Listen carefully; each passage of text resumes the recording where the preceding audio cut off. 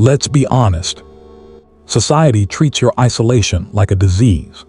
They tell you that if you don't fit into a friend group, something is wrong with you. But Carl Jung discovered the exact opposite.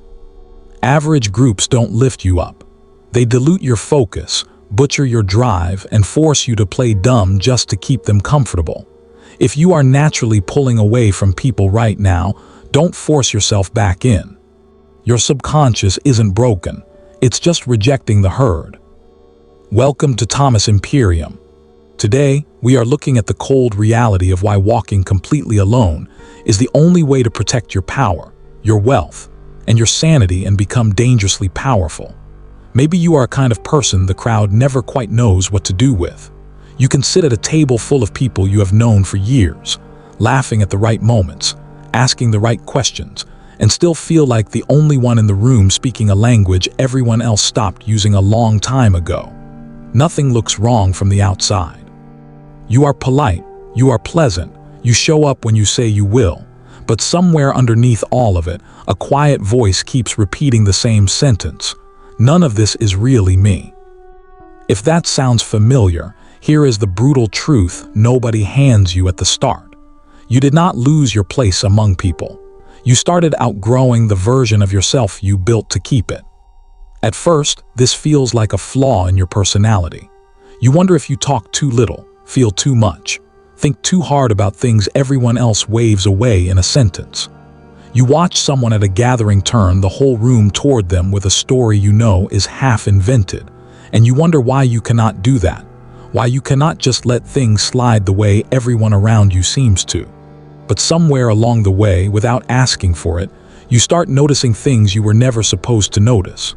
Warmth turns conditional the moment you stop being convenient, and you clock it instantly now.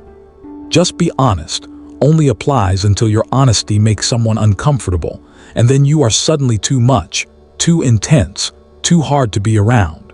A family can call itself close while nobody in it actually says what they mean. A friendship can call itself loyal while every person in it is quietly keeping score. And once you see this, you cannot unsee it. This is where the walking alone begins, not with a dramatic exit, with a quiet stop. You stop laughing at jokes that were never funny to you. You stop over-explaining decisions that were never anyone else's to approve. You stop shrinking your opinions down to a size that fits comfortably inside someone else's hands. You stop rehearsing your sentences before you say them out loud, just to make sure nobody flinches. From the outside, this looks like you are pulling away. From the inside, you are finally putting down weight you were never supposed to carry alone. This is why Carl Jung's idea of the persona matters here, not as some abstract theory from an old book, but as an exact description of what you have been doing since you were a child. The persona is the mask you build so the world has somewhere safe to look. It is the version of you that knows which opinions are welcome and which ones create silence at the table. It is the self that learned, long before you had the words for it, which feelings were allowed in public and which had to be folded up and carried privately. Nobody hands you this mask on purpose. You assemble it piece by piece. Out of every moment a room went quiet after you said something true, every time affection arrived only after you agreed, every time love felt slightly more available the smaller you made yourself. By the time you are an adult, you can put it on without thinking, the way you tie your shoes without looking down. You built that mask for a reason. It kept you fed, kept you included, kept you loved in the only way that was offered to you at the time. But a mask that never comes off stops being protection. It becomes a coffin with a smiling face painted on the outside. So the moment you begin loosening it, even slightly, people notice before you have said a single word about it. Your silence starts to read as judgment, even when you have judged no one. Your calm starts to feel unreadable, even when you have never been calmer. People built their comfort around a version of you that answered quickly, apologized easily, and never let a room stay uncomfortable for more than a few seconds. When that front stops showing up on command, something in the room shifts. They will not say you stopped performing for us. They will say something else instead. Cold, distant, selfish, different, hard to talk to lately. Listen closely to what those words are actually describing. They are not describing cruelty. They are describing the exact moment you stopped translating yourself into a language built for someone else's comfort. The crowd has never had a word for that, so it reaches for the closest insult it can find. Once the labels stop working, the room tries something else. It tests you. Someone brings up an old joke at your expense, waiting to see if you will laugh along like you used to. Someone goes quiet on you for a few days, testing whether you will chase the silence and apologize for something you never did. Someone asks a favor they know is unreasonable, half expecting the old, agreeable self to resurface out of habit.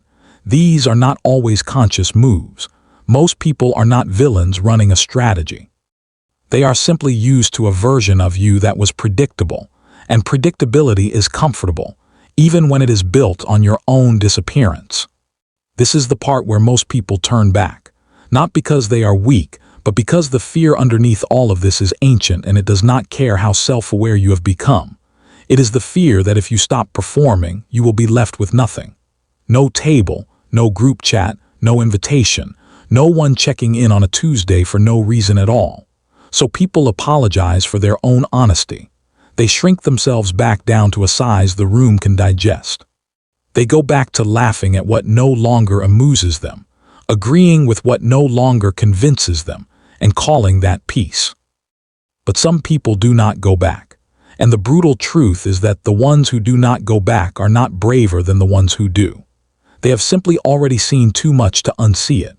Once you understand exactly how much of your belonging depended on performance, returning to the performance stops feeling like relief and starts feeling like slow suffocation. This is the true turning point, and it is worth saying plainly because almost nobody says it plainly. You are not being rejected.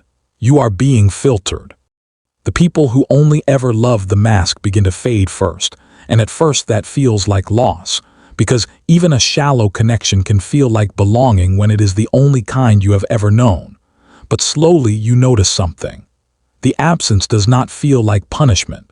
It feels like room. Room for something that was never allowed to exist while you were busy managing how you were seen. Because once the noise quiets down, the parts of you that were buried for the sake of approval begin to surface again. Jung called this buried material the shadow, and the biggest misunderstanding about the shadow is that people assume it is only made of ugliness. It is not. The shadow is simply everything you were taught to hide in order to stay welcome. Your anger when anger was labeled dramatic. Your ambition when ambition was labeled arrogant. Your refusal when refusal was labeled selfish. Your need for distance when distance was labeled cold. None of it was destroyed when you buried it. It was only exiled, waiting for a door to open again. When that door opens, it rarely feels graceful. You may feel anger where you used to feel only guilt. You may feel disgust where you used to force yourself into tolerance. You may realize that certain situations never actually confused you. They only felt confusing because you were working overtime to protect an image of someone reality had already quietly broken.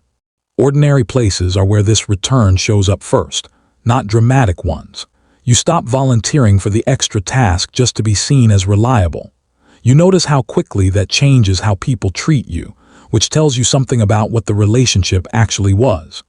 In your family, you stop absorbing blame just to keep a holiday dinner peaceful, and you watch how uncomfortable people get when the peacekeeper finally stops keeping the peace.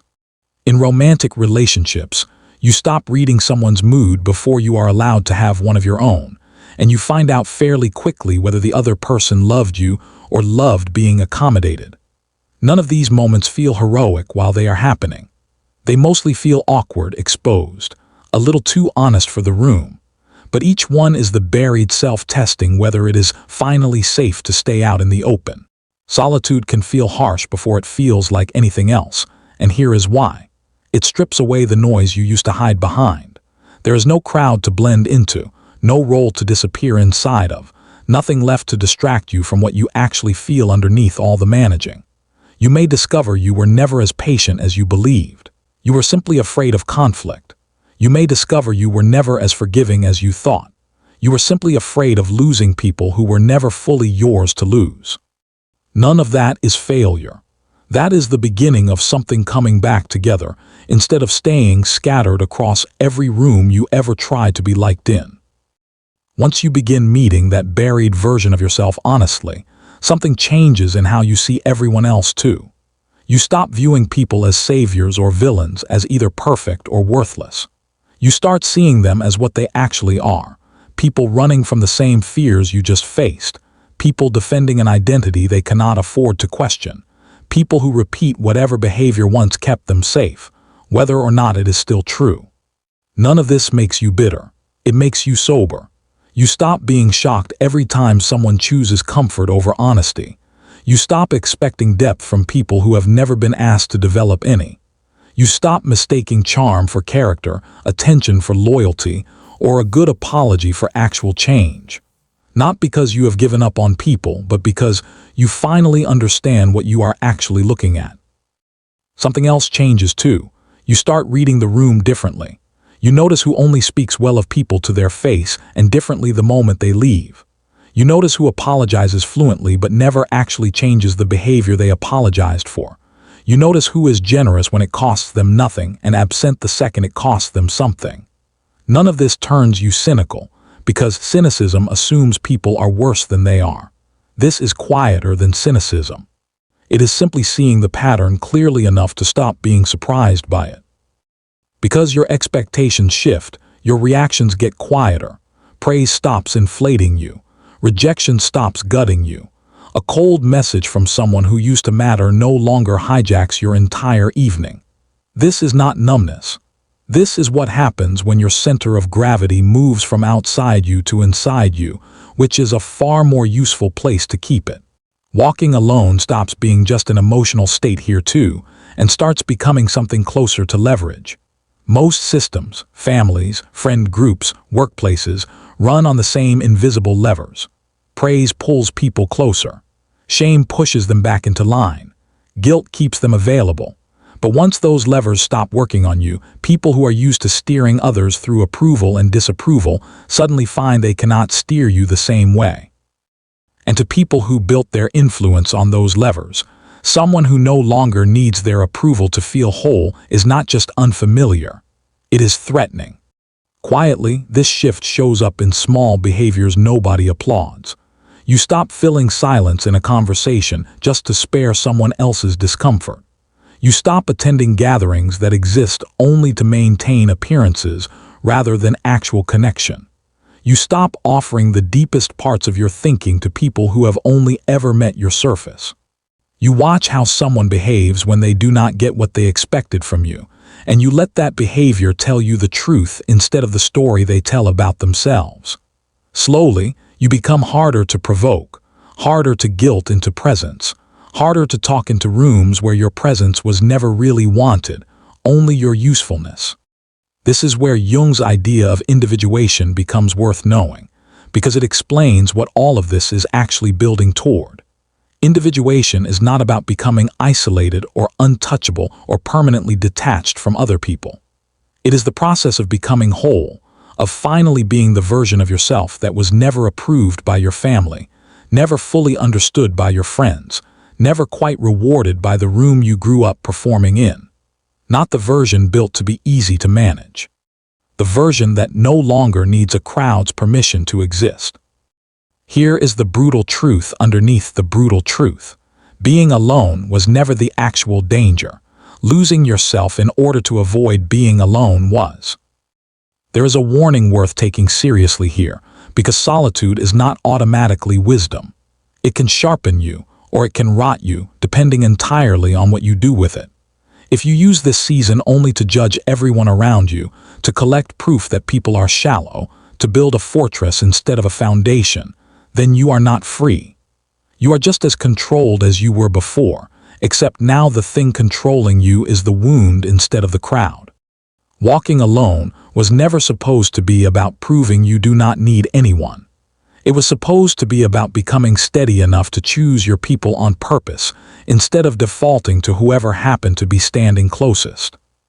So if you are in that stretch right now, the quiet stretch where invitations have slowed down and certain people have gone strangely silent, Consider the possibility that you have not failed to belong. Consider that you have simply stopped abandoning yourself just to be included. The silence might feel heavy for a while. The distance might feel unfamiliar, even a little frightening. Some nights it will feel like proof that something in you is broken. It is worth remembering on those nights that the version of you built to avoid this feeling was never actually protecting you. It was postponing you. Sometimes the space closing in around you is not emptiness at all. Sometimes it is the exact amount of room your real self needed to finally stand up straight, unfold, and stop asking permission to take up space it was always entitled to. If this video shifted how you view your current circle, don't stop here. This isolation protocol is just one piece of a much larger blueprint. How raw power is cultivated in silence, how your inner shadow gets weaponized, and how the herd quietly filters out anyone who refuses to stay average. Most of this reality is never discussed out loud, which is exactly why most people stay trapped in groups that drain them. Subscribe to Thomas Imperium if you don't want to be most people. Every piece of strategy here is built to sharpen how you move through a world you don't control yet. Most viewers will watch this today and go right back to seeking approval from the crowd tomorrow. A few will actually stay in the dark, execute the protocol, and watch their entire status change within the year. The choice, as always, is yours.